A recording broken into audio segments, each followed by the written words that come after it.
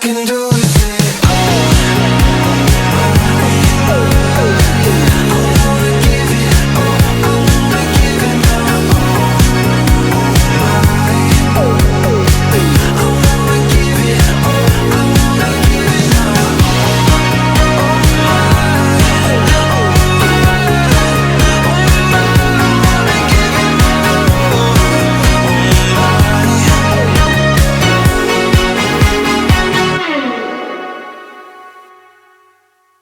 London 252.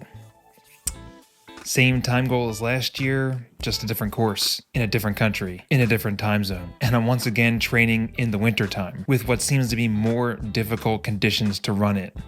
Again. It's not a big deal, I guess, right? So I took some time off from training, or let me rephrase, I took some time to build up my base fitness, but with no real structured training in there when it comes to marathon training. I'll get to that in a minute. As you know, I had a long build up from the New York City Marathon, which I just ran with Jesse back in November. And by far, that was probably one of my favorite moments from 2024. But after that, I didn't have any races scheduled. I had nothing on the calendar until now, this moment right now for London. I had nothing really scheduled when it comes to racing at all. I spent most of the time with Jesse and the pets and everything. Just wanted to make sure I got that work-life balance kind of going on also, and also getting in some runs here and there where I could, but also building up my fitness and the volume and everything while I can, because it's the off season. During this time period, we took Rocky to the beach, which was actually really fun. He absolutely loved it. About 5-10 minutes after him running around, he actually ended up just passing out, and I'm like, wow, that's great. So I guess you really enjoyed it.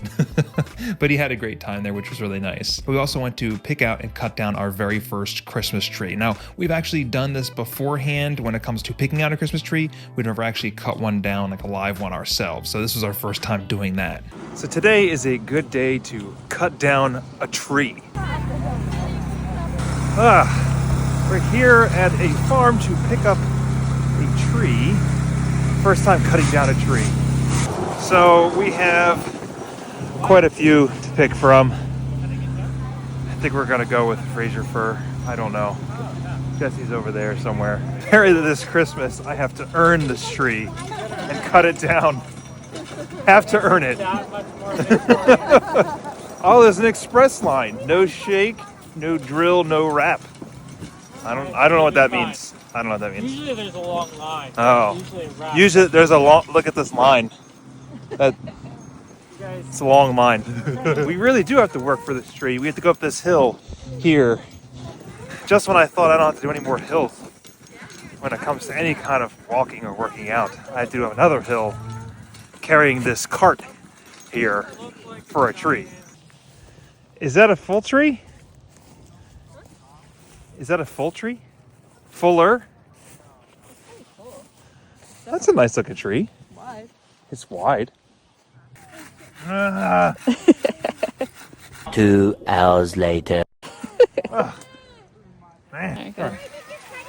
I did. Oh, it's so heavy. Use your back, not your legs, right?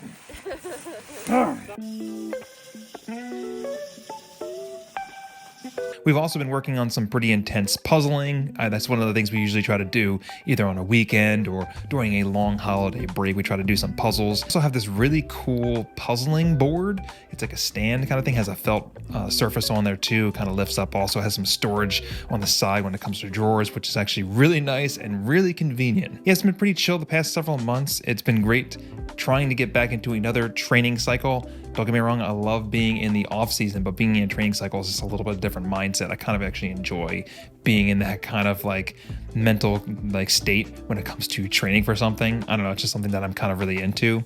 But I also have a big PR goal that I want to go after also. But the thing is, I wanted to address 5 things over the course of the past several months I'm going to be implementing for this specific build up. And the first one really is the title. I'm running the London Marathon on April 27th, 2025 with the goal of getting 2 hours and 52 minutes in the marathon. That's about a 6:35 minute per mile pace or a 4:05 per kilometer. Now for me, that's actually moving fairly quickly. And considering my last marathon, Mesa Marathon, my time roundabouts was about 6:45 per mile. So I need to cut off about 10 seconds or so in order to beat this goal. So that's not that big of a deal, right?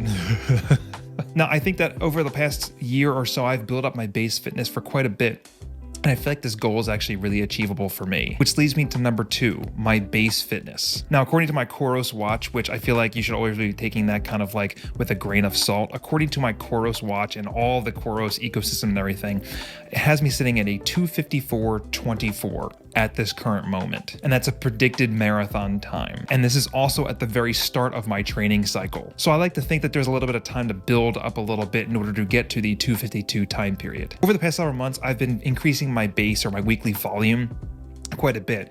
And on Strava, I'm currently getting about 45 miles per so as being my highest mileage per week, which is actually quite a bit for me on the off season. But I've also been adding a little bit more strength training, so it's kind of like balancing each other out a little bit, and I'll get to that in a second. I also had some small dips towards the end of my off season just to kind of get my legs ready for London Marathon training buildup. I was talking to my coach a little while ago, and we were thinking about having my peak week mileage be around that 65 to 70 miles per week range. Now, this is all TBD at the moment. There's a bunch of different unknown factors that we're not necessarily really taking into consideration. One could be a sickness, which I've gone through a sickness before. One could be weather because it's winter time. It's going to be cold outside. It's going to be snowing outside. The other one could be injury. I've been in a situation before where I've had an overuse injury during a marathon training cycle. These all kind of come into play when it comes to training for a marathon. So having a specific distance goal or peak week mileage goal is something that I kind of really like having, but I don't know if I'm going to get upset if I don't necessarily meet that goal or not. That's not necessarily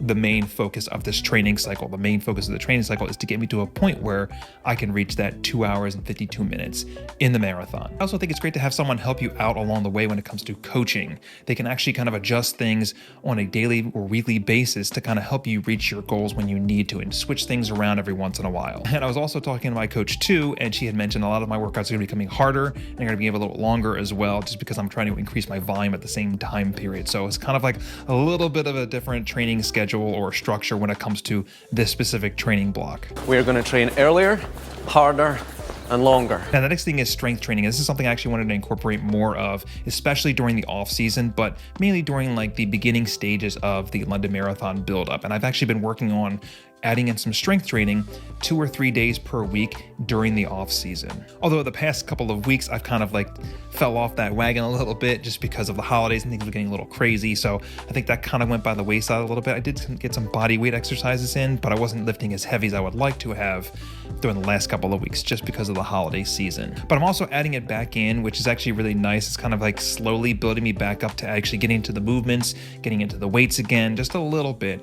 And I'll probably start to kind of like ease off a little bit when it gets closer to like midway through the actual training cycle, just because I want to make sure I concentrate more on the running, but still keeping the strength training in play, but focus more on the running aspect and making sure I get all the runs in as well. I do want to have that strength training to actually supplement my running, but it won't be as heavy. The volume and intensity won't be as much. And even if I were to actually skip out on some of the strength training workouts, not necessarily skip out, but if I don't have the necessary time to do it, I want to do a lot of like prehab exercises or preventative kind of workouts, because the thing is that I'd rather prevent injuries rather than get injuries. So I don't know any runner who actually wants to get injured, but yeah, I want to do more of the preventative workouts just so I can actually make sure that there's no injuries on my part because something I am not doing or something I am doing and doing too much of. Other than strength, I've actually been working more on nutrition as well. This is kind of weird to say, but I've actually cut out alcohol. That's one of the things I've actually not been having too much in my life, which that's not necessarily a bad thing or a good thing. It's one of those things where I feel like it was kind of like happening anyways. I wouldn't really have that much anyways. I'm not really drinking that much anyways. I might have like a beer or two once every couple of weeks, maybe, or I'd have a wee dram of whiskey on a random Saturday. But it's not like I was drinking too much anyways. It was just more of a matter of just me just kind of cutting that element out and just seeing how well this actually improves my performance, or if it doesn't at all. I just wanted to see if that actually is something that actually can improve my performance in a positive way. I've also been testing out different kinds of fuel sources when it comes to before my runs and actually during my runs. I've been using a lot of liquid carbs, and I've been using the Science and Sport gels also. I've also been using a lot of the graham crackers before any kind of hard effort workout throughout the week, which actually have been working really nicely. I've also been using Ketone IQ, which I feel like gives me a little more mental focus and a little bit more energy as well when it comes to running, especially early in the mornings, and also during my longer effort runs. So like I said, I've been doing a lot of like testing out on different kinds of gels, different kinds of fueling sources just in general. I think it's kind of fun to actually have that kind of ability to do that in the off season, so you can find out exactly what works well during your training cycle. You already know that before you enter your training cycle, and you have less stops to the porta potty or anything upsetting your stomach whatsoever. I think it's good to actually figure all that out ahead of time, if not the first couple of weeks in your training cycle. I think it's important to do that.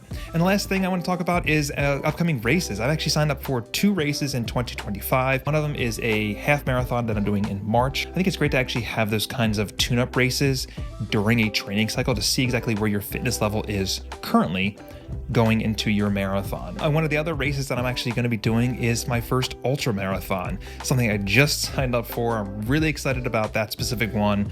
I'm not going to get too in detail about that one. It's a time-based one, but I'm really excited about that one, but I'll talk about that at another time. So yeah, this week starts up my London Marathon training cycle, and I'm really excited to see how this one goes. It's a race I've always wanted to run, and I've heard nothing but good things about it, especially when it comes to the crowds, the support you get all around, volunteers, the scenery.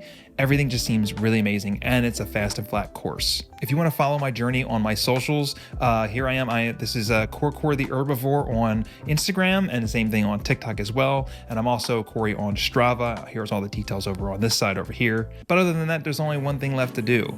Let's get after it. I'll see you in episode 2. If I were you, I would have done the same thing. If I were you, I would have done the same thing.